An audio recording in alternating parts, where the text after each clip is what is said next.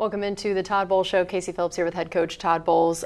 Tough one at home, I know, division opponent. What were just your big picture takeaways and the message to the team in the locker room afterward? Biggest thing is we didn't execute when we had a chance to execute. We had plenty of chances in all three phases to make plays. Starts with myself, coaching included. All the coaches got to do a better job and the players got to execute better. The biggest takeaways were too many plays left on the field. Is it almost kind of a blessing in disguise to be on a Thursday week because of the fact that you get to just turn around so quickly to try to rehab a game like that? Or is it tough to not have a little bit more time to diagnose and sort out? Well, it's a blessing that you get to play right away and try to get the taste out your mouth, but it's tough preparing because you still have some bitter feelings from the last game and you got to try to get rid of those. So I know run game became, it's always important, became even more important with the rain and the conditions. You guys got over 100 rushing yards for the 9th time this season, which is tied for the 4th most by any team this season. What did you think of the run game overall using, all three of your backs and how each of them looked? I thought it went in spurts. I thought in the first half we struggled a little bit. I think once Sean went in initially in the second half, we got things moving, and then Bucky got going and Rashad got going after that. But I thought it struggled a little bit in the first half. It picked up some in the second half. Sean Tucker's touchdown, there was that drive, he and Rashad were getting a lot of work, especially in the rain, and it seemed like a really good answer to their touchdown drive as well. What worked well that specific drive and what you saw from Sean's touchdown run? Did a good job getting downhill. I thought the offensive line came alive, and he runs great behind his pads, and he's tough to bring down. After starting the day with 13 carries for just 20 yards, then Bucky ended up with a touchdown, and he got that 132-yard run with about 7.5 minutes left in the game, which was his longest carry of the season to this point. What did you see as the difference in early on when Bucky wasn't necessarily getting those yards per carry that we're kind of accustomed to him, to then kind of exploding a little bit more at that 32-yarder? I think he had to adjust early on with the weather. He was trying to jump cut and do all the side-to-side stuff, and in that type of weather, you got to get going downhill, and I think he adjusted well in the second half and started getting downhill. We saw at one point he came out limping a little bit, but then clearly went on to do amazing things in the game after that. So is he good to go health-wise at this point after that game? He's good to go. And then 3 of 13 on third down offensively. I know those are not the numbers that you would strive for. What did you see in terms of whether it be third and short, third and long? Was it kind of the same issues across the board with it, or unique situations? A little bit different. They covered some. We dropped some. We got to execute better, a lot better on third down. We had a chance to keep some drives going between third and fourth down. I think that was part of the ball game. That was the telltale right there. We just couldn't execute and get it done. How similar or different was the situation on fourth down? Because I know you guys ended up 2 of 7. What were kind of some of the biggest struggles to convert there? The biggest ones early were 4th and 1. We got to be able to get a yard. You want to think in this league that you can get a yard, and they kind of stuffed us the first game, and they stuffed us this past game too. So we got to get better there from either blocking it or scheming it. Either way, we got to get better there. As it got down later in the game, the fourth downs, we had to go for a couple of them. We had one, we dropped one, but we didn't execute, and we were close on one that we didn't get, but we got to do better on fourth down. Yeah, that was going for 7 of them, tied for the most fourth down attempts in franchise history. I know, like you said, some of the late ones you had to go for because of game situation, but leading into it, what are all the factors making that decision, and especially when it comes to the weather that day and what was going on offensively, and what made you guys end up in a situation where you did have to go for so many fourth downs? Well, first of all, it's a matter of where the ball is on the field. If it's 4th and 1 and the ball's at around midfield or even past midfield, those are easy decisions. You try to go for that because you want to get 1 yard and you want to keep the drive alive. You don't want to go back and go for it if you're on the -20 or even the -30 unless it's really 4th and inches and those type of things. So as it gets across midfield, then it extends to maybe 4th and 2 or 4th and 3 or those type of things. As long as you're not going for it on 4th and 8, 9 and 10 and have those type of chances, you have a pretty good chance and a pretty good feel that you're going to get those. In that kind of weather, you don't know how many chances you're going to get down there and get across from that side of the field again. And there's a difference when you're not in field goal range yet, but you really don't need to punt it either. So a few of them decisions were made that way. Obviously, I made them all, and they just didn't work out.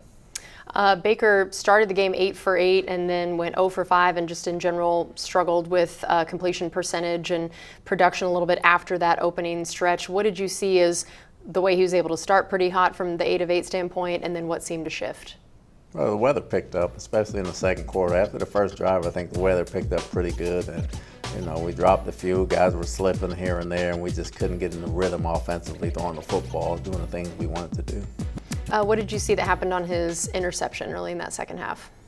It looked like to me Cam pulled up a little bit. I thought he made a good break on it. Baker threw it on timing. I think the receiver pulled up a little bit, and it was unfortunate, and they made a heck of a play.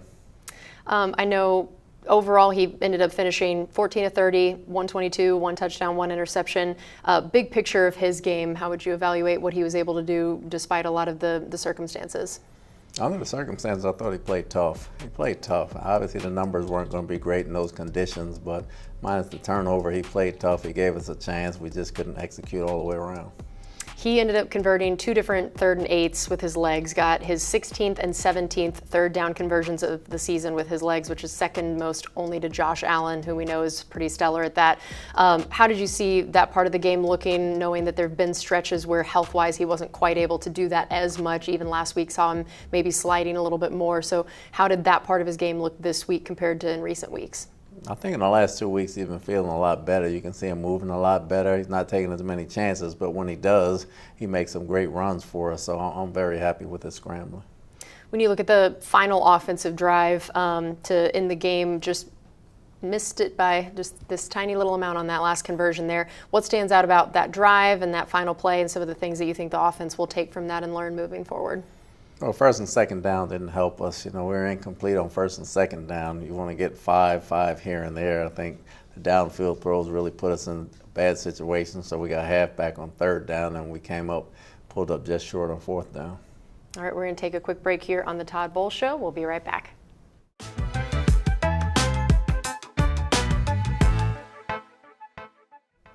Welcome back into the Todd Bowles Show. Casey Phillips here with head coach Todd Bowles. Benjamin Chukwuma getting his first start in place of Tristan. Just yet again another offensive line combination to throw in there over the course of this season. Tell me a little bit about the decision that was made to have him there as compared to Charlie Heck, and when throughout the week you guys started realizing that this was going to be the decision and not have Tristan. Well, kind of knew Tristan was pretty sore. When Tristan's sore, that's tough because he can handle a lot of things, but Chu had a great week of practice. He's been practicing well all year. We think he's a diamond in the rough. He's a very good athlete. He's a very strong player. And as he got more comfortable with the system, you can see him practicing better and better. And I thought he played great. I thought he played a great ball game going up against Chase Young, who's having a heck of a year. But Chu really held his own, and he made some plays for us, and I think we got one right there. How much had that sort of affected the game planning as well, of when are you trying to maybe have tight ends or running backs or other people help out on that side? And at what point did you feel like maybe you could trust him a little bit more on his own out there? We trusted him going in, but you really don't know. Obviously, you want to chip just in case, but he held his own very well, and he played a good ball game. And then, of course, losing Bredesen mid-game, it's one thing when you're losing a guy before and you get a chance to game plan a bit and be prepared, and then not only is it a new guy there, but now Bredesen, the guy next to him, goes down as well. How did you see Michael Jordan step in, and just overall what losing Bredesen meant midway through the game, where now that whole side is a little bit different? You lose some communication, obviously, with Chu being new. And now Jordan going back in after Ben takes all the reps, and Ben, along with Graham, makes a lot of calls up there, so it really affected us from a communication standpoint. But Jordan came in and battled. Obviously, he battled, and he's very good in the pass pro, and he made some good run blocks as well. I know we saw Emeka have a drop at the end of the game, and just in general, recent weeks, the production hasn't been quite what it was to start the season. He's had to take a lot of the wide receiver one reps in recent weeks as well. What have you seen of why his numbers haven't maybe been there, and just the message to him after a tough drop like that as a rookie? Well, teams adjust to you after they see you. You're playing well the first couple weeks of the season. They're going to make adjustments, and with Mike going down and Chris and J-Mac going down, you're kind of being enemy number one to everybody else from an opposition standpoint. They pay attention to you. So some of the production went down that way. The drops, we trust him. He has some of the best hands on the team, just uncharacteristic, and I'm sure he'll shake that and get over it. Zion got his first interception of the season. What did he do well on that play, and just what that meant to get him that interception as well? Did a very good job press bail, and I think the quarterback and receiver were on different pages as well. The receiver stopped, the quarterback kept throwing the ball, and Zion kept running and made a heck of a play. Tell me, through the ups and the downs of the season for him, where you see him playing at now that we're entering that crunch time of the season, and just where he's at kind of mentally and what he's been doing X's and O's wise to finish out this season. I thought it was one of his better games in the last 3 or 4 weeks. I thought he played a lot better. His confidence was back. His feet were quick. He was aware of some things. You can tell he knew what was going on, and he looked like the guy to start the season. And then the same time he got that first interception, we saw Chris Braswell get that first sack of the season. For him, what did he do well in that play? Brad's played one of the toughest games up there. He really came off the ball this game. He was very physical with the offensive lineman, and he was in the backfield most of the time when he was in there. Are they two of the guys that you see kind of hitting their stride at the right time? And in general, who are some of the other guys that maybe, as we're hitting again that crunch time, you feel like are really hitting some of their better football this season? I think Vita's playing very good football. He's really hitting his stride going forward, coming in there. Levante's been steady the entire time. Wynn's been playing at a high level, really playing at a high level for a long time. It was great to see when we had been back. Bredesen was playing some really good football, so you wanted to see that. But between Sean and Rashad and then Bucky coming back, I think those three guys are playing at a very high level. We saw the Braswell sack, Vita got a sack, Greg Gaines got a sack after he had to escape the pocket a little bit. What is it to you to see those sacks all kind of coming from your front four typical positions, and how did you feel about the pressure from them as compared to maybe having to blitz as much? Starting to work together. You know, before the weather got bad, they were starting to work together, and they were really penetrating, helping each other get back there and creating those sacks. I think Yaya helped create Vita or Greg sack going up and under, and having those guys wrap around, come under there. So when they start doing those type of things, you really see more from the interior, so you know they're working well together. And then I know that in general you guys have had to have the third highest blitz rate in the league going into this game. How much do you feel like that is still something that you need to rely on, or do you feel like now your front four you can trust a little bit more to get it done without having to rely on that as much? You want to trust them a lot more. We've trusted them a lot more, so we've backed off a little bit from the past ones that we've been doing with the front four getting there more and more, and with guys banged up on the back end, we're going to need to rely on those guys a lot more. All right, we're going to take another break here on the Todd Bowles Show. We'll be right back.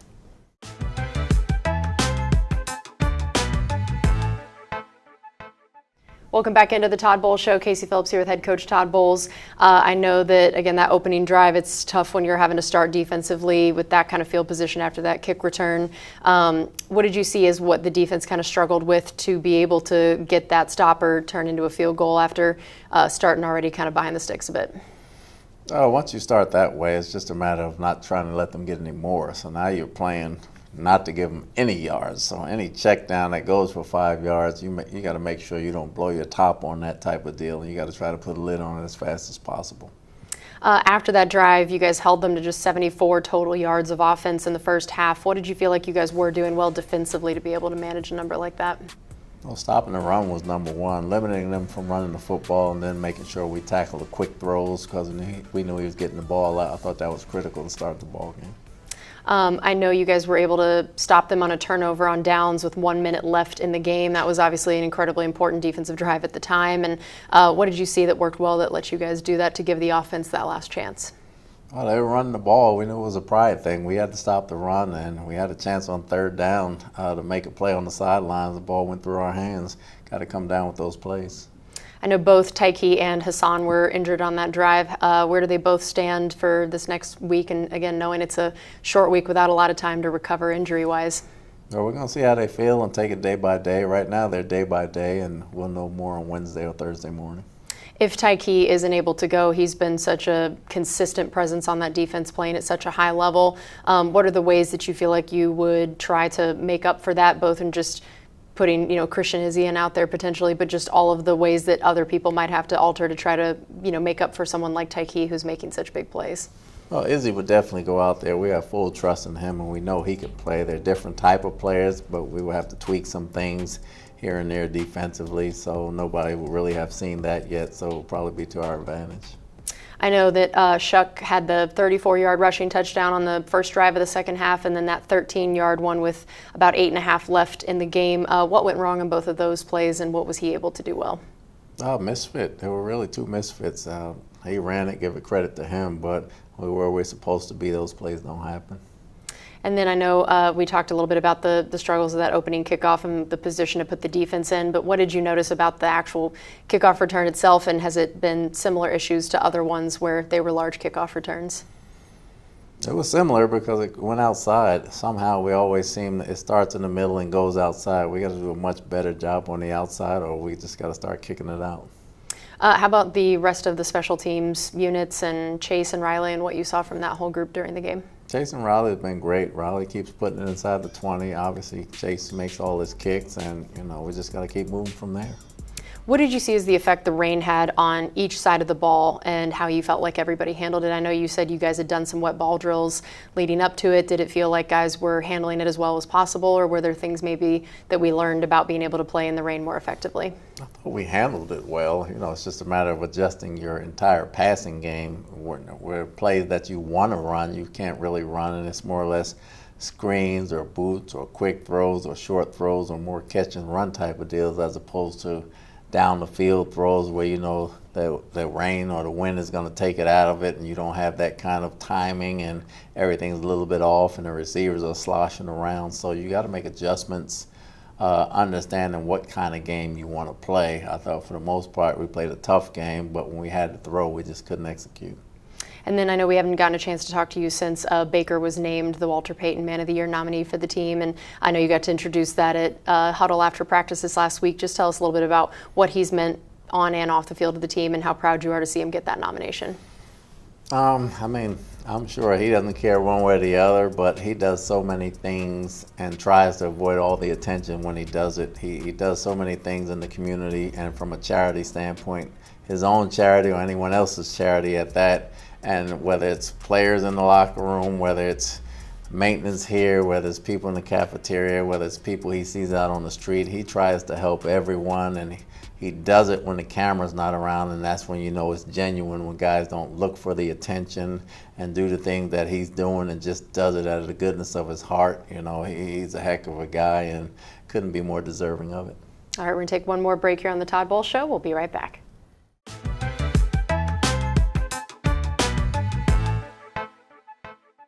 Welcome back into the Todd Bowles Show. Casey Phillips here with head coach Todd Bowles. So now facing the Falcons.